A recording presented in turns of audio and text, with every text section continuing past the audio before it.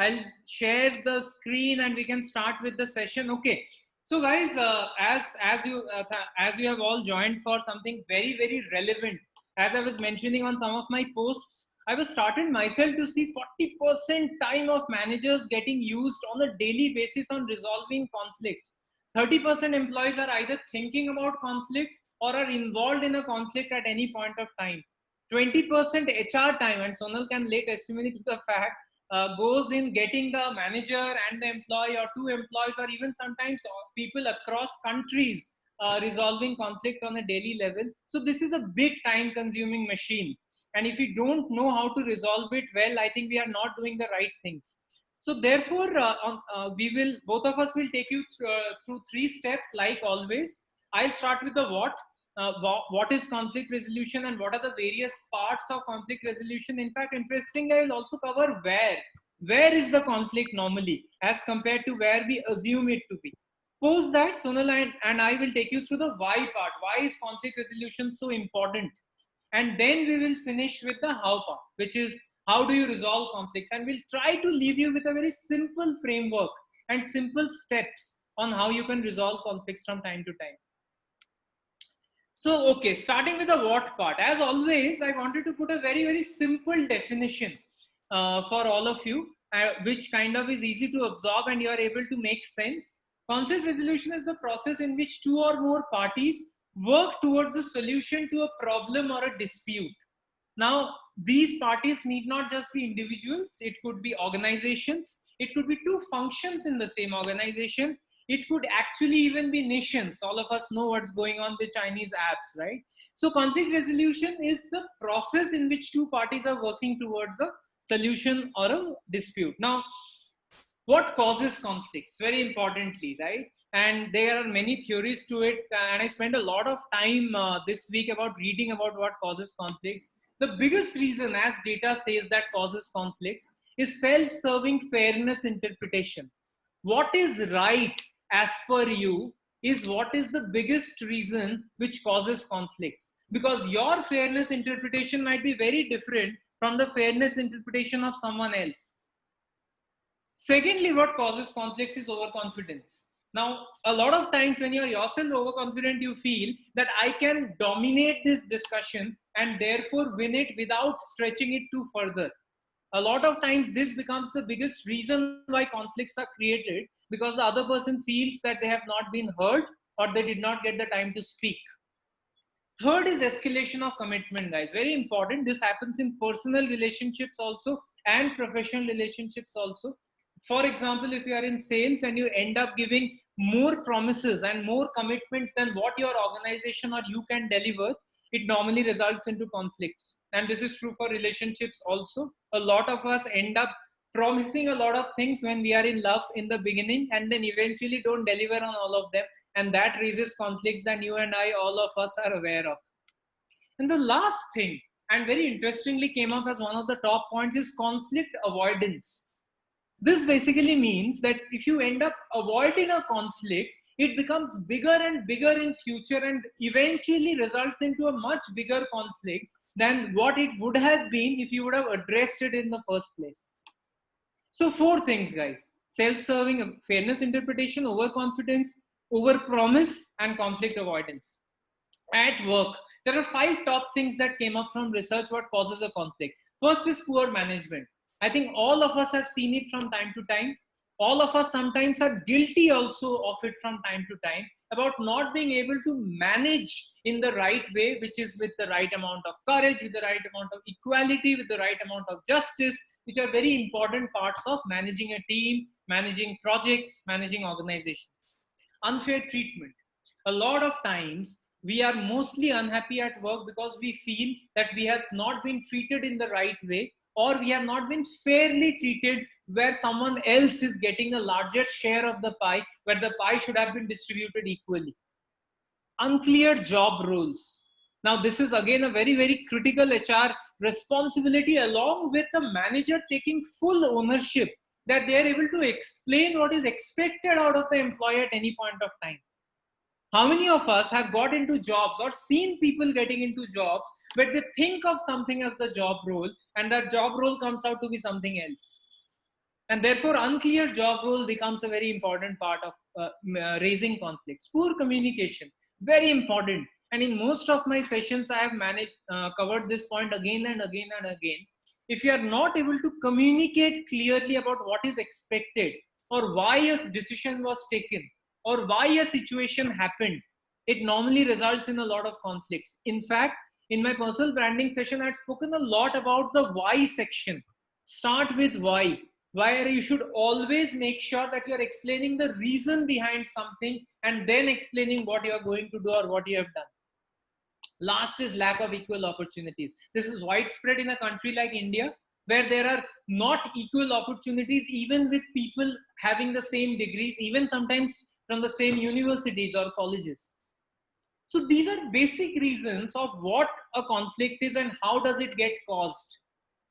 Along with that, guys, very importantly, and I've learned it by harsh experience, to understand where is the conflict. Before I show you the slide, can some people write in the chat box, as per them, where do they think the conflict is?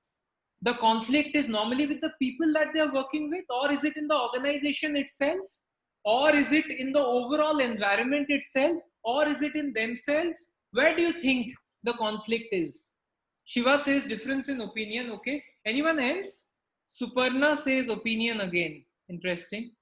Kanika says in our own minds. Khushbu says conflict is everywhere. Khushbu, interesting. Good, you're attending the session. Santosh says perception. Anumita says people's thought process. Good. All of you are mostly in the right direction. But the point becomes more important when the conflict revolves around us and not a conflict that we are seeing on TV or seeing in front of us. First place, of course, where is the conflict is the person, right?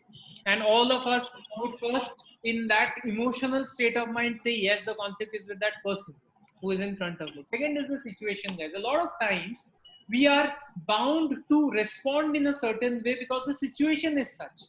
Now the COVID has come, and therefore there are a lot of pay cuts happening. As we saw in one of the sessions, 39% people are facing pay cuts, 15% people are facing job cuts. Now this may or may not be because of that person himself or herself. This may be just because of the situation, but still they are facing a conflict, financial conflict, emotional conflict, and economical conflict. Conflict could also be in the team. Now, it could be nothing with the person, but as you know, when a lot of people come together in a team, conflicts arise. I have seen a lot of my friends who are from great backgrounds, when they are alone, they respect women like no one else. But when they come 6-7 guys together, then they start cracking jokes about women that they should not crack. And I'm giving you a very upfront example on the face. As soon as you become a part of a team, your behavior tends to change as compared to a part of as you are as an individual. So that's another reason where conflicts happen. Organizations, I have written a very relevant example which happened a few months back, the great TikTok versus YouTube battle that happened. This is a conflict between organizations where both organizations got involved. In fact, even common people got involved. And now with TikTok getting banned, it's taken a different turn altogether. Of course, conflict eventually, as Anumita rightly pointed out, could be in our thought process, in our self. A lot of times we don't realize, but we are the only person in the conflict. And the person that we think that we have a conflict is not even involved, is not even thinking about it, hasn't even affected it. And therefore, it's very important to understand whether it's a conflict that's there in your own mind only, which you're trying to solve. And therefore, before you get into solving the conflict, guys, very important to find out or figure out where are you facing the conflict with. Also important to find out what is the impact if it remains unresolved. Now, we are dying to solve a conflict, right? We go to a mediator and say, मेरे साथ का गलत हुआ है, आप please इसे solve करो, या मेरे कंपनी के साथ ये क्यों हो रहा है, या फिर मेरे टीम के साथ ये क्यों हो रहा है. Now, when that happens, most of the time we are itching to find a solution. A very critical part of conflict resolution is also judging or evaluating what is the impact if it remains unresolved. What if it is not dealt with? What can it unlock if resolved? Have you answered the question clearly? That if I resolve this conflict, am I actually supposed to gain a lot of things other than maybe 1 or 2 days of sadistic satisfaction? And last is, what will you gain even if you lose? Just in case I don't win in this conflict, or just in case my idea is not heard, will I gain something? A lot of times you might come up with startling answers that yes, maybe if I lose this conflict, I'll gain something. So these are all the what parts, guys. I'll hand over to Sonal now, who will take us through the how part. Yeah, over to you, Yeah. Sonal. Thank you, Debojit, and a very powerful start. So, good morning and good afternoon, everyone. And I must say that as we were preparing for this particular session, I definitely resolved one of the open conflicts in my mind. Right, and thank you so much to Debojit and Palak for helping going for me to go through this journey together. So, look, it's extremely important for all of us to know how to resolve a conflict. And I must begin by saying we have been resolving conflict through our childhood. So it's not a new concept, right? We have been having conflict in our family, in our friends, in our school, in our society, and multiple people who we like or dislike. So it's not a new concept. What we aim to do today is really bring it up front and helping you resolve one conflict that you're facing right now. So before we begin, my invitation to everybody on the call is identify one conflict that you are facing right now, write it on a piece of paper, and as we go through the process and the journey, let's see by the end of the session if you are able to find some answers for you, because they're going to be your answers only, right? So like Debojit said, and I was going through the chat box, I think very, very relevant, and you will see many of those aspects coming up on the slides. So like Debojit said, resolving conflict, the first resolution has to be in your mind. It has to be in my mind. Unless I'm able to understand where the conflict and why the conflict is, I cannot move to the second step. So first of all, it's important to understand, is there a gap in my capability that I am not able to resolve the conflict? What does this mean? Means I'm on a project and I'm not able to deliver. I'm not able to meet up to the expectation. I'm not able to do something that I'm required to do. Is there a gap in the capability? And always remember, my first invitation is to do a self-assessment. Otherwise, we always end up doing others' assessment, right? So first assessment. Second, do you have a relationship stress? Which means maybe not now, maybe in the past, maybe there is a perception, but is there something that is coming in your way because of the relationship with the other person? And I'm really assuming and hoping as we are talking, you're also writing them down for your own conflict that you want to resolve, right? So that's the relationship stress. Third is, just the concept of proving yourself, right? So you don't need to prove yourself, because if in a conflict your only objective is to prove yourself, it will not take you anywhere, because then it's all about you and not about the situation, not about an outcome, not about the other person or anybody else. And hence, my personal experience is that proving to your own self when you are trying to resolve a conflict. And as you see, I mean, the picture says it all, right? Sometimes we have such beautiful egos, right? And the reason I say beautiful is that there are researches being done on ego, right? So there are egos that knowingly, unknowingly, consciously, unconsciously do come in a way. And hence, in your mind, it's extremely important that we understand, is our ego playing in the way the conflict is being understood and conflict is being resolved. And finally, this is one of my favorite ones, right? All of us want to be activists at some point in time, because there is a society issue, there is an issue, like Debojit said, it's about organization, team, companies. But are you trying to fight someone else's battle? It's perfectly fine. So I don't want you to leave the session by saying we should never fight somebody else's battle. I think fighting somebody else's battle is fine, but are you aware that knowingly you're actually fighting somebody else's battle? And what will happen once you're aware? You're able to make better decisions and more objectively look at what will you do to resolve the conflict. So it's very important point for you to understand and make a note of. And I'm just going to talk very quickly about Thomas Kilmann model of conflict resolution. It's a module in itself, but just a quick introduction. It talks about cooperation and it talks about assertiveness. Assertiveness is the clarity in your mind and articulation with which you can put forward your point to the other person, right?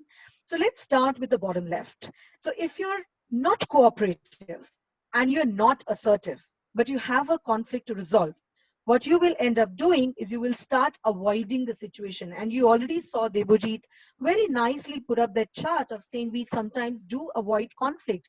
We just keep postponing it from time to time, right? Now, if you're low on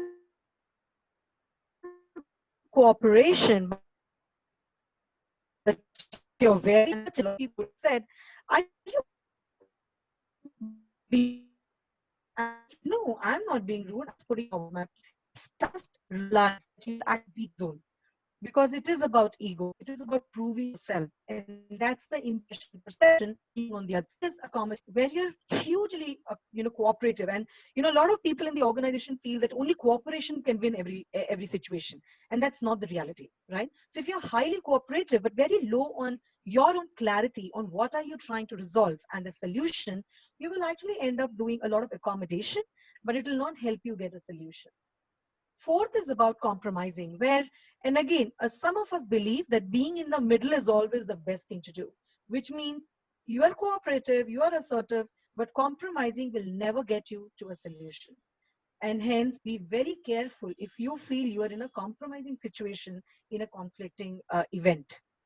And finally, what works the best is you're highly cooperative, but at the same time, you're very assertive, which means you're not getting into the rudeness zone. You're not getting into a zone where your ego comes in between. You're not getting into a zone where you don't know why you're resolving the conflict. So being very objective. And that's the space of collaboration. That's the true collaboration where actually the conflict resolution happens. So we're not going through the details of the model, but we just wanted to introduce to you, how and where you can actually understand which space you are in on conflict resolution.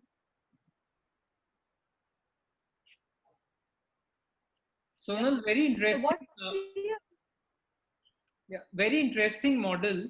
And I have a question here actually. How do we how do we find out where are we lying as an individual? So when we look at the model, I think from a self point of view, we tend to feel that we have been very cooperative always, and assertive depends on the personality set, but you would not want to rate yourself low on assertiveness. So you would feel that I am collaborating as an individual, but you can immediately recall two or three people who are always competing, maybe very high on assertiveness and low on cooperativeness. So how do you self-evaluate yourself on this model?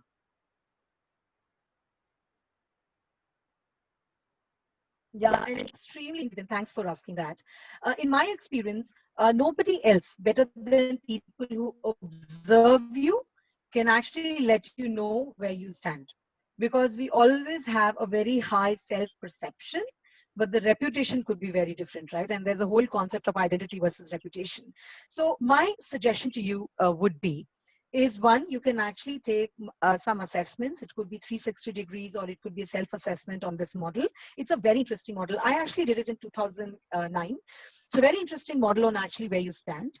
Secondly, you can actually reach out to a few people who you like and reach out to a few people who you don't like. And both are important in life, right?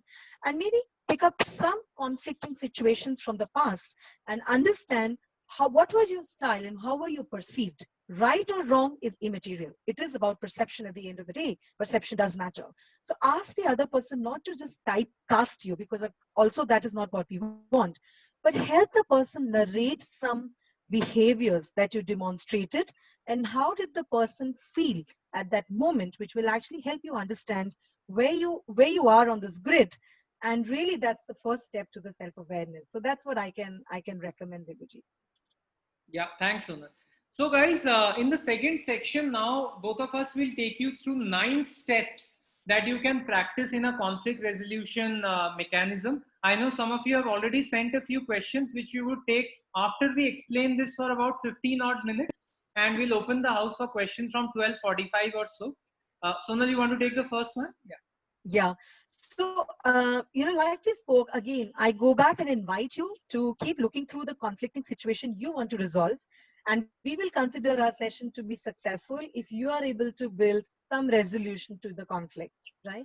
So be always prepared. And what does it mean to be prepared? So the question that you have in your mind on resolving your conflict, I'd like you to answer. What are your hot buttons? Why do you really feel it's a conflict, right?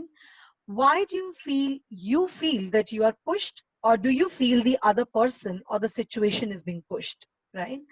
Some of you would be in the middle of a conflict, so please write down how have you handled the situation till now which has not helped the conflict to get resolved. Absolutely, there would be something, right? So what is actually coming in the way? What is your own responsibility in the matter? Because first responsibility of solving a conflict is yours and mine, right? So what is that responsibility? And you must write that down. And then finally, how do you own it up, right? So take responsibility of your part in the conflict. Do a little bit of a soul searching, and you can do it in whichever manner you can. But it is very important to first understand where the conflict is and what is the role you are playing in actually wanting to resolve that conflict.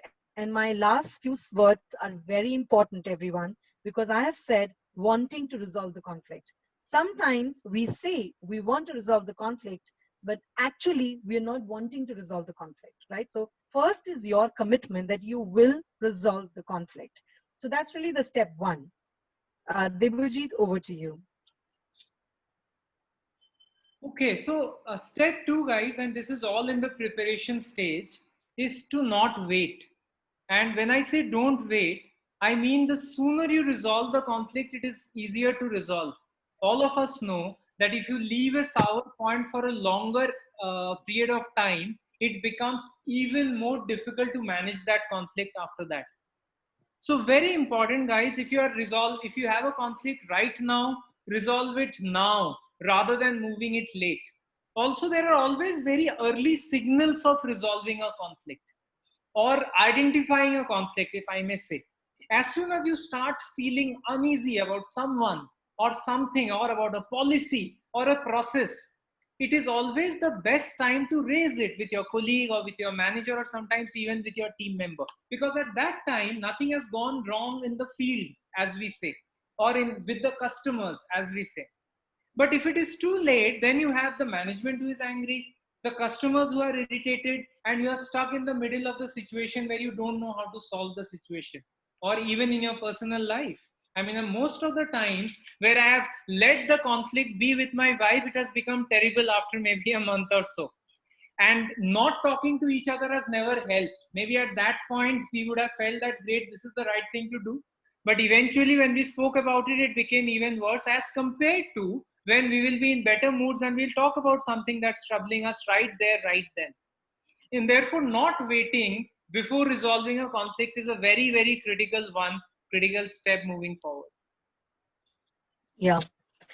And again, third one is very important, which is about being aware of our body language. Because always remember, we actually communicate whole body, right? We communicate through our eyes, we communicate through our hands, we communicate through our expression, we communicate with our smiles, and we communicate by our eyes, right? And everybody. So always remember that we do a whole body communication at all points in time. And hence it's very important to understand what is the information that you're trying to pass on through your body language, right? And again, very important part, and only you can understand what is it and what impact it makes, right? So always ensure you're maintaining the eye contact. Maintaining the eye contact gives a lot of trust and authenticity when you're having a conflicting resolution conversation. Be conscious of your own expression. It is very important to show the care. It doesn't matter, and it's perfectly fine not to like people. It's perfectly fine that you don't like somebody. It's okay.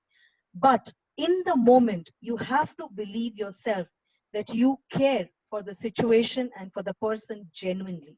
And you have to make that shift internally. If you don't make the shift, the conflict resolution will never happen. So you have to ensure that in that moment, genuinely, authentically, you are communicating that you care.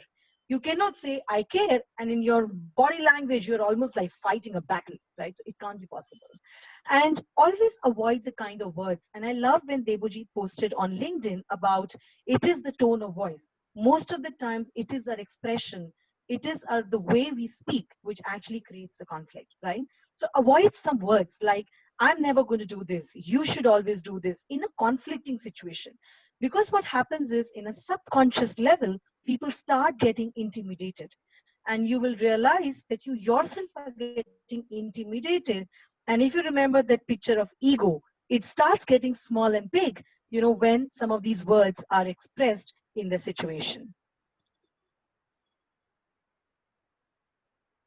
Very true. Very true. Sharing your feelings, guys. Step number 4. Now, irrespective of how much you want to talk about facts, conflicts are eventually about feelings. What do you feel about the person that is sitting in front of you? What do you feel about the organization that you're working with, or you're working as a project with? And therefore, it's very important that you do two things. One is you own up to your own feelings. You are aware. Sonal was talking about self-awareness a lot, that you're aware and you're sharing those feelings. Now, in any kind of relationship, a professional relationship that you want to build, eventually it will get built with a certain amount of connect that two people have for each other. And that liking or connect always starts with you.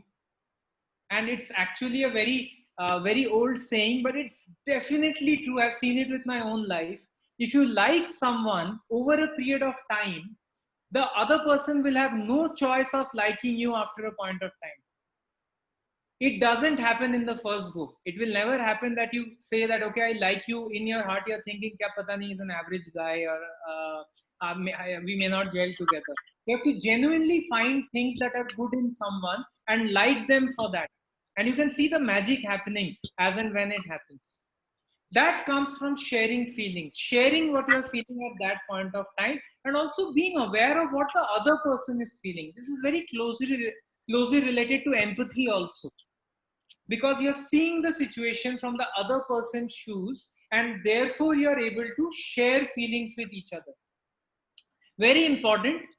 It is important to remember to talk about behaviors and not personalities. And I don't want to sound cliche when I quote Bhagavad Gita. Someone not so famous quoted it a few days back in a YouTube channel. But there it also says that we should talk about the pap and not the papi, right? And therefore, it's always important that you're constantly focused on the behavior that has gone wrong. That exact personality trait that has gone wrong, and not the person. Because the person might have 10 other things which are great, which you may not be aware of. Let's say a person you have a conflict with, still that person has thousands of Facebook friends, still that person is famous on Instagram, still that person is getting great followership in his at work. Then there must be something that you don't know and the rest of the world knows. And therefore, sharing your feelings on both sides becomes a very important thing. Yeah. And like Debuji said, I mean, I'm a big fan of Bhagavad Gita, so thank you for sharing a quote from there. It's very important to then identify the problem. Go back to to identify what is causing the situation. What information do you and what information does the other person has? Like he said, there would be somebody, if it's about the person who you like or don't like, but the others do. So what is the information that you're carrying? Sometimes we carry the information that we like. We don't carry the information what we should carry, right? So gather a lot of information. Just don't rely on your close people who will give you and who will tell you, this person is not doing the job, this person is not giving the approval, this person is not doing this. No, go out and expand. If you want to resolve a conflict, you have to get more information about the situation and the person and whatever it is, right? Again, going back, does everybody have the skill to resolve the conflict, right? I mean, if you're dealing with yourself when you don't have the skills, when you don't have the capability, or if you're managing a team, and if you continue to resolve conflict, it will not resolve, because if a project has to be delivered on time, your project, sorry, my voice is breaking. Let me just try just coming a little bit more closer to the laptop. Maybe that will help. I hope I'm loud and clear now. Am I audible? Is it better? Okay. So so let me try. I'm sorry. Maybe there's an internet connection issue. But also try and understand if there is a skills issue. And if there is a skills issue, you have to do something about it. And maybe it's painful to the actions that you take, but you have to take them, because otherwise, without that, the conflict will never get resolved. What do you think that others understand of the expectations? Again, very important to clarify the expectation, including the feelings that Debojit was referring to. What are the kind of obstacles? And does everybody stand on the same page when it comes to the desired outcomes? To my mind, honestly, in my experience, a lot of time conflicts happen here, because my expectation of a desired outcome is very different from the other person's expectation of desired outcome. And always remember, people have very different situations than yours, right? So somebody has a global boss, somebody has a regional boss, somebody has a year where he or she wants to prove, somebody has a time where somebody has to get promoted because this is the year which is defining them. We never know, you never know. So always remember to come to a common point of desired outcome. And once you have a common point, it becomes much easier to identify the problem at that stage. Yeah, the sixth point, guys, I think can't lay more emphasis on the fact that it is to listen actively and with compassion. As I was mentioning in my short video also, a lot of times we listen to respond and we don't listen to understand. That becomes very important, because if you're not listening so that you're understanding the other person's situation, how will you solve the problem at all? You already know your part anyway. Saying it out loud 3, 4, 5, 6 times will not change the thought process in your mind. What is going to change the thought process in your mind is their story, their understanding of the situation. So remember, any conflict that you have been into which emotionally drained you a lot, did you spend enough time to actively listen to what the other person wants to say? This also means that you are supposed to get all the information from the other person before gaining a perception or before coming to a conclusion about the situation that you have. And therefore, active listening becomes a very, very important part of what the conflict is. Most of the times, I have also seen from my own personal experience that the situation actually is not what it seems from the first go. A lot of times we take a situation from hearsay. Someone would call us up and tell that this has happened by this person in that situation, and we would quickly make a perception, because maybe, like Sonal said, we have a perception about that person from before. It's always advisable to call up the right person who is involved in that conflict and give them a listening ear, understand what has actually happened, and then jump to a conclusion. Even more important for managers, actually. Yeah, Sonal. Yeah, I will try this slide without the video, and let's see if you're able to hear me better. Yeah. So again, continuing with what Debojit said, it's extremely important to find a solution together. You can never find a solution on your own. So very, very important. So, and my invitation to everybody, and I actually practice this quite a lot, about saying, ask the other person, what is the solution that you have? The moment you ask that question, you will see that the situation has turned around. Because then there is ownership, and then there is empathy and care on the other side. Yeah. And at the end of the day, the reality is we can only control our behavior. We cannot control other person's behavior, right? So the other person is also responsible for his or her own behavior and the ability to change it.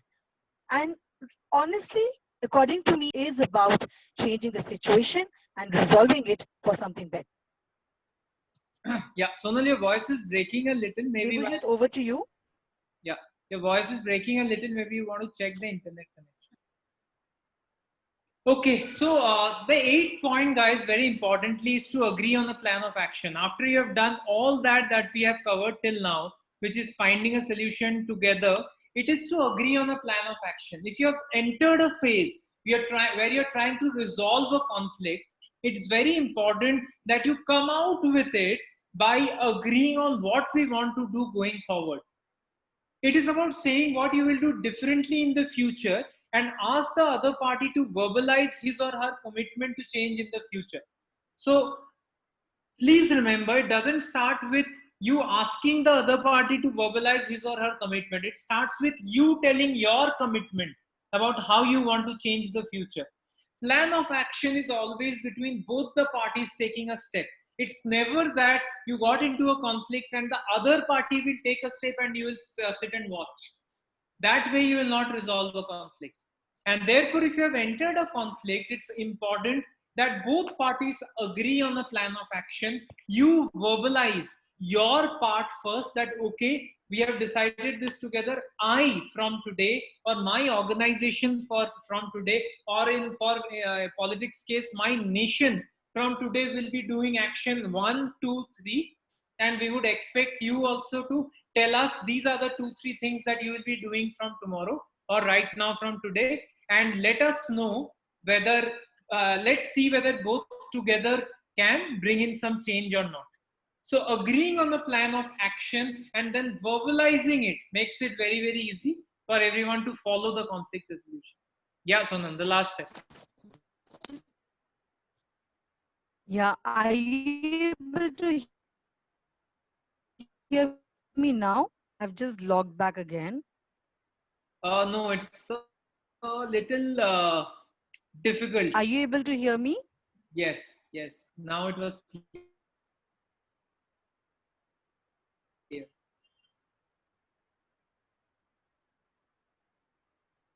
Oh, okay, let me just try. I'll switch my video again.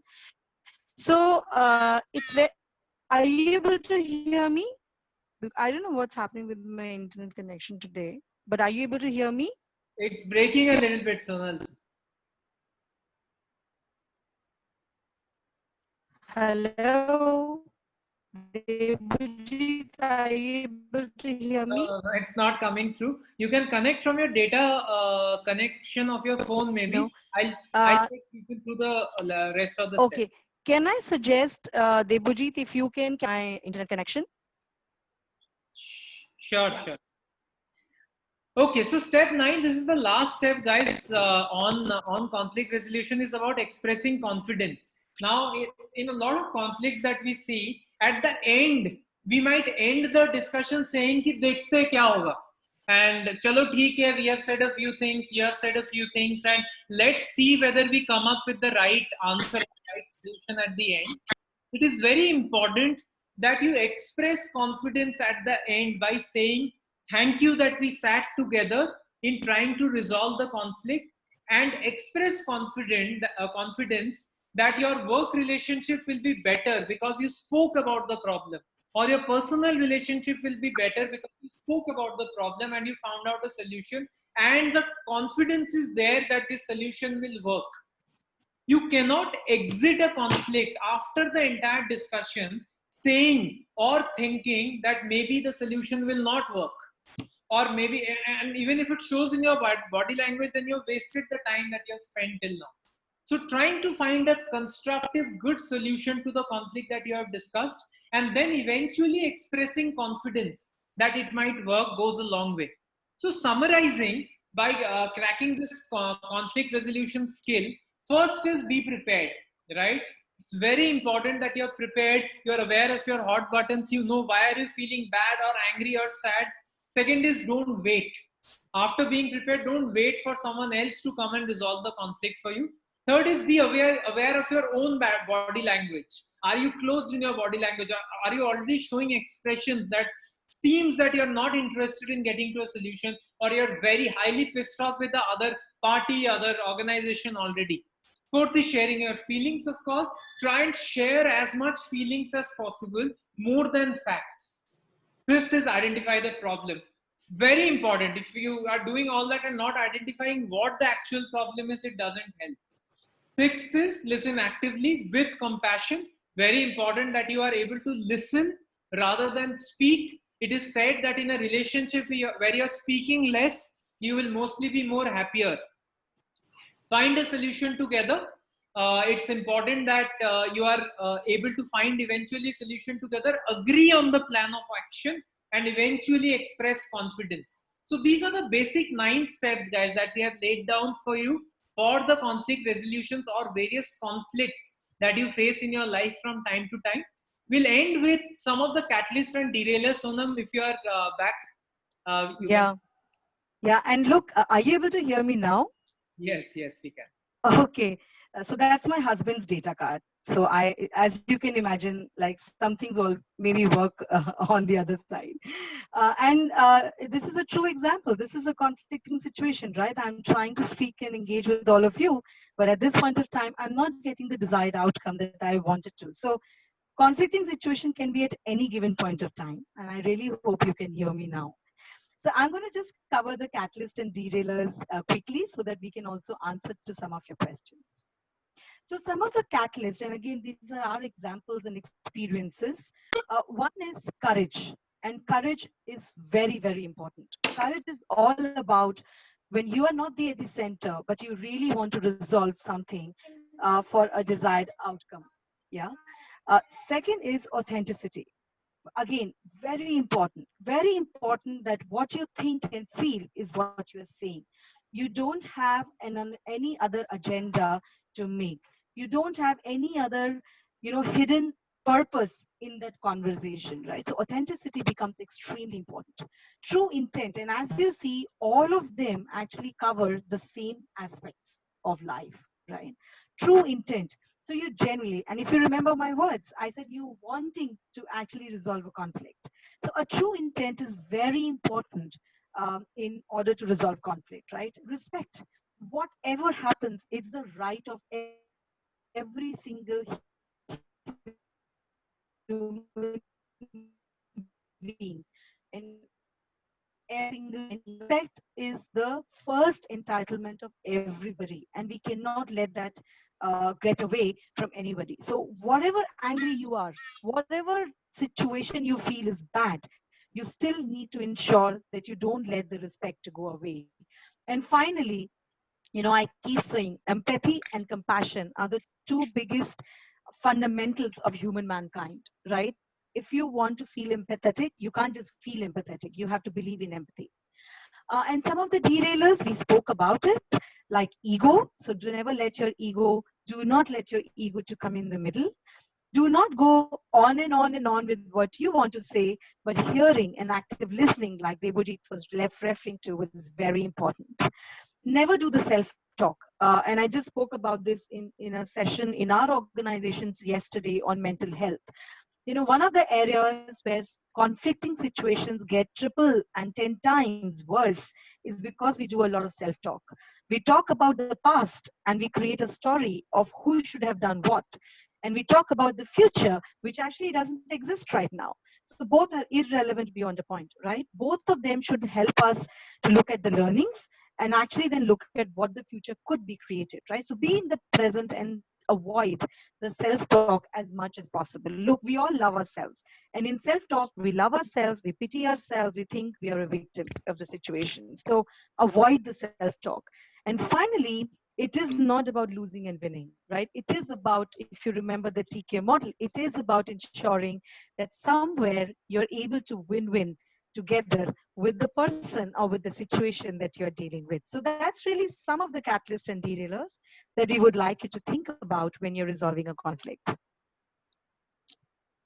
Yeah, as rightly pointed out, guys, it's very, very important that we spend as less time as possible on conflict resolution, and the best way of doing it is not having conflicts at all.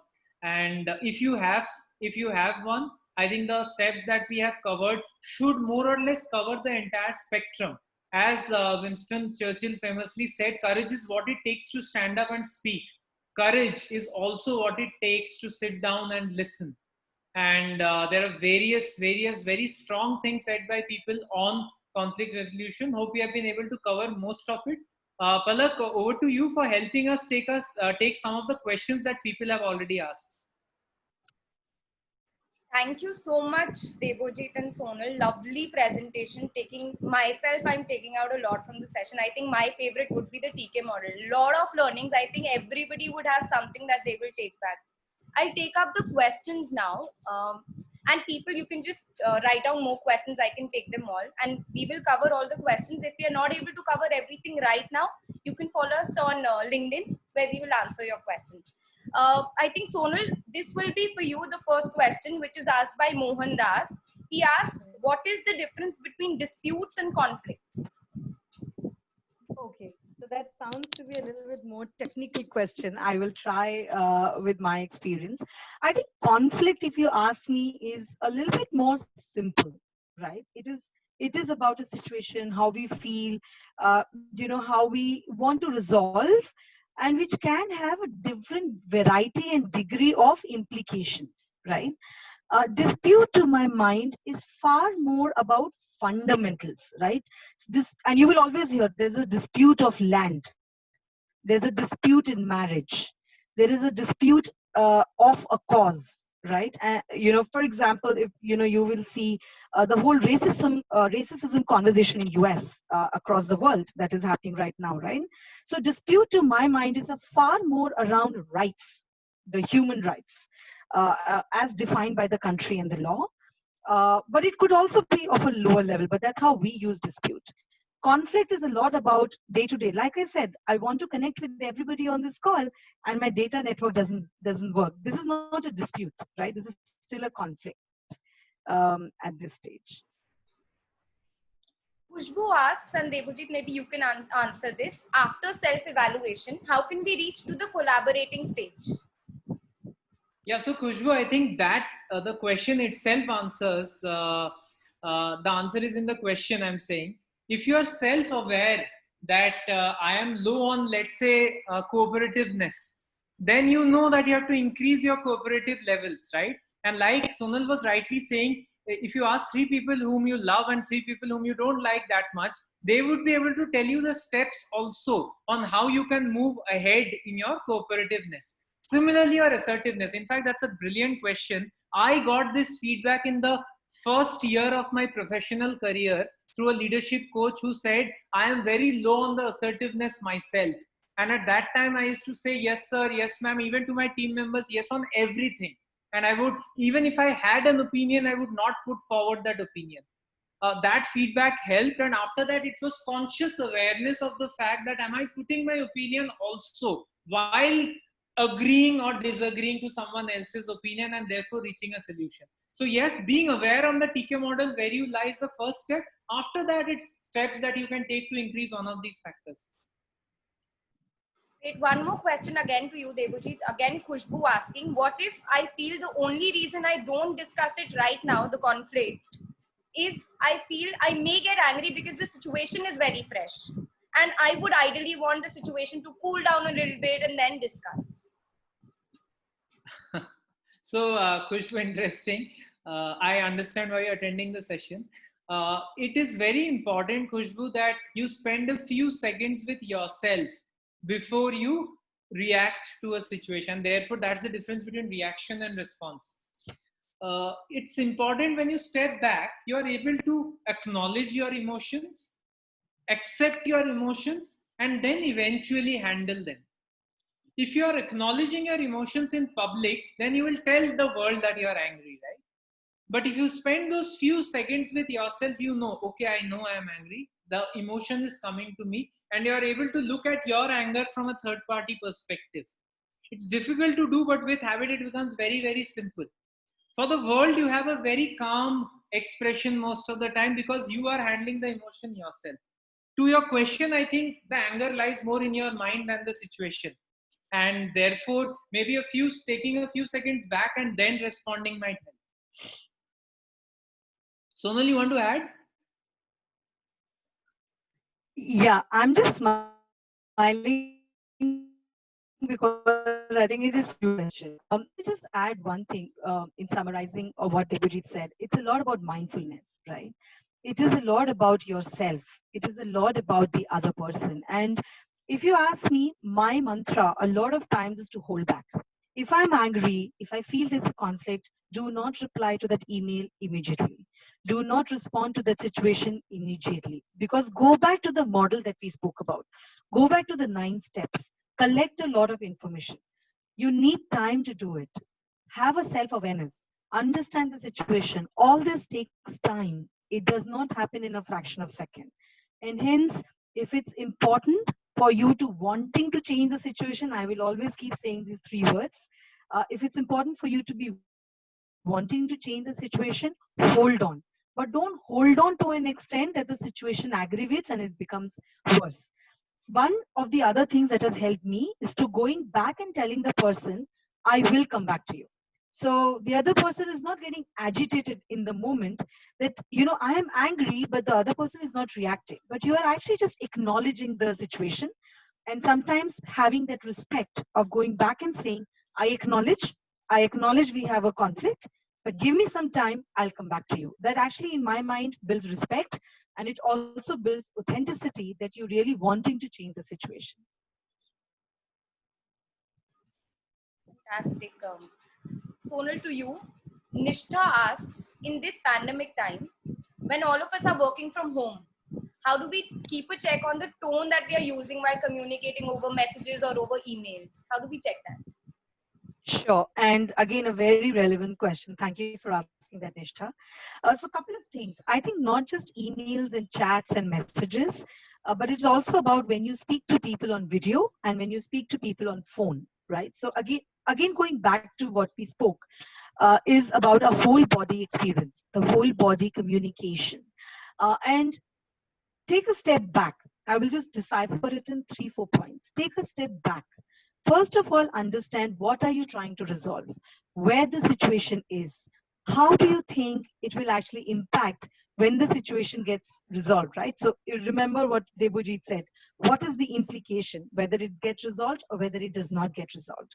And once you've done all the assessment, I think also try and understand in the COVID times, what would be the situation with the other person. And recently, I had a bit of a debate with somebody. I just called the person the next day saying, is everything okay at home? Or is something going on wrong? And I realized the person's kid was actually very unwell, which was putting the additional pressure on the person, the way the person was behaving, right? So it's very important to understand in that situation what the other person might be going through. I think COVID has put additional responsibility to do that. Once you have done all of it, whether you're on phone, whether you're on email, you do never multitask.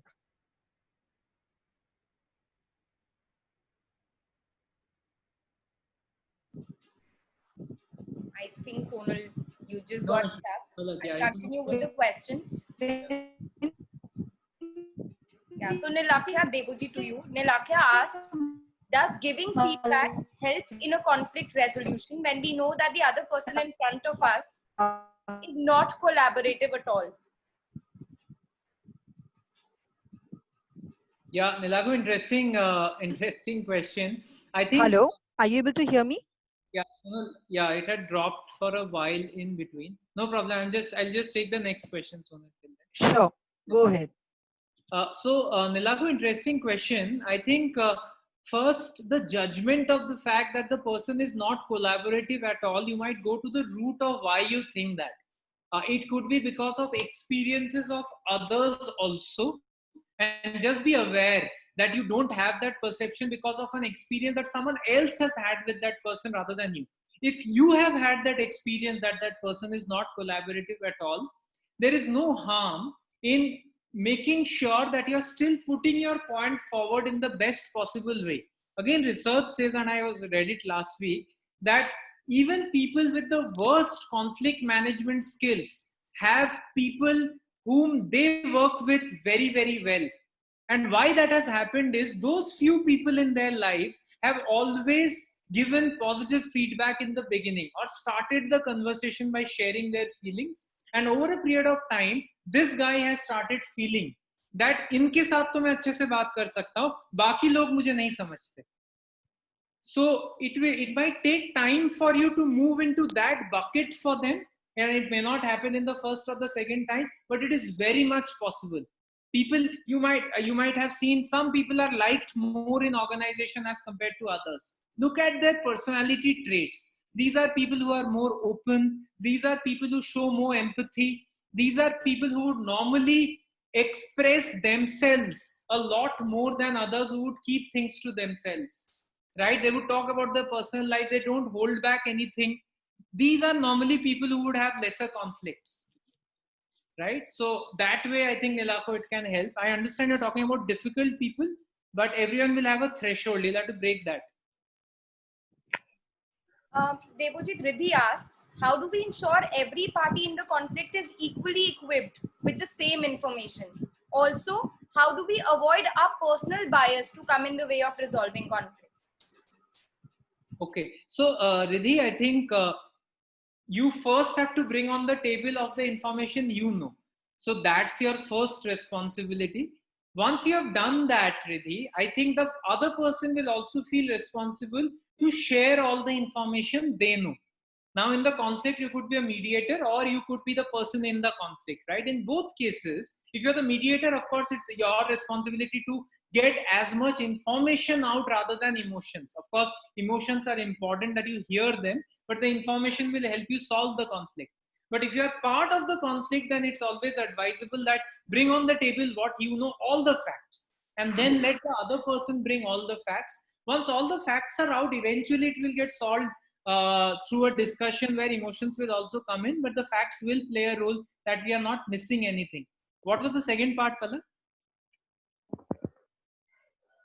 The second part was how can she avoid, or anybody for that matter, avoid personal bias to come in the way? Very difficult. Very difficult. First, you have to be aware of the fact that it's very difficult so that you don't feel guilty. But once you know that this is a bias, you're consciously aware that your ego is a highest form of personal bias. But there are various personal biases that might come in because of the way you've been brought up, because of the habits that you have, because of, again, perceptions that you have about the other person. You have to be aware that this is not a fact, this is a bias. That will help. Completely being away from personal biases will mostly never happen. But if you are aware, you are able to get your solution faster because you are able to tell yourself that this is a fact in the current situation and this is not a bias that I am carrying. I'll take the last question because we've already exceeded the time. We can take a few more, Palak. Maybe we can move till 1:10. Sure. A lot of questions people have sent. Yeah. Sonal, one question to you if you're there. Shresh asks, how can we resolve our conflicts after acknowledging that we might not have the same expectations of the outcome? So maybe the outcomes are different. How can we resolve the conflicts then? Sure. In my experience, and thank you for asking that question again, in my experience, it is important to come to some common consensus. Because unless you have some common consensus, the conflict will always remain. And that's the reality, right? I hope you are able to hear me now. My apologies, for some reason, all my data is not working. Yeah. Neither my husband's. So I would like to say that upfront. So, first of all, some common consensus is important. And I think that's the reality of life. So do try and come to some common consensus, and it might be just very little, but that's important, so that you are aware that if that conflict is resolved, you both have a win-win. Otherwise, never that win-win will happen, right? So in what space that win-win is happening? After that, there might be other situations where you have a different expectation and the other person has a different expectation. In my experience, you have to, one, table it out. You have to put all the information and facts rightly. And then in an organization or in personal life, there is a structure, there is a hierarchy, which should help you. You are not here to win it all by yourself, even if it is a win-win, right?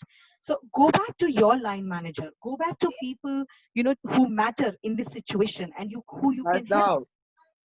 Yeah. and go back to those people and understand, are you missing out something? Because always remember, you are at the core, but you are not all in all, right? So when you say, this is not my expectation, maybe actually it's an expectation of the organization. And you need to then change your expectations. So through all these steps, my suggestion is continue to move up, where the consensus of what the conflict is from an expectation perspective starts becoming much more similar.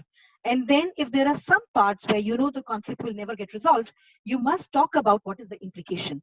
I will go through nothing else than those 9 steps and what Debojit and I spoke about, right? So go back to what happens. And if the implication is extremely negative, if the implication of an unresolved conflict is really bad, you have to find a way, either get influenced or influence the other person. And that's the reality of life, right? You cannot leave a conflict expectation open, which actually might have a very serious implication for the organization, for yourself, or for the situation. So you have to keep moving up the pyramid, and then try to build a positive expectation of a common consensus. Sonal, I think a follow-up question here from Gaurav, which says how to handle the situation when the conflict is with your seniors and they don't want to listen anything due to your ego. So how do we handle Yeah, the situation there? sure. And many of us face it, right? I'm sure many of you are thinking, saying, "Oh my God, this is so much of a reality," and you'll have picture of 3 people in your office or somewhere around you, where the conflict is not getting resolved. So again, it is a reality, and I want to just start by acknowledging it. These are difficult situations. We are in situations where we have seniors who are not ready to listen to us. However, having said that, even in that situation, it is important to be truthful. It is important to bring why you want to resolve the conflict and what is the implication of a conflict unresolved. And once you bring all of that information together, and it is again not about win-win or anything, but it is about then saying, hey, look, here is my perspective, right? I want to bring it up to you. And always remember, if you do it, never ever you will feel guilty that I did not give it a try, because nobody else feels guilty on our behalf. We feel guilty on our behalf. So it's our responsibility to ensure that we have done every single bit of our part to resolve a conflict, even if we are dealing with people who are more egoistic and who are not trying to understand the situation. Second suggestion I have, and it's a suggestion, is organization has structure and hierarchy, which allows you to resolve a conflict. So if you believe it's about compliance, it's about something which will actually hit the organization very badly, and your bosses or line managers are not ready to listen, my suggestion is always go through the formal hierarchy of the organization.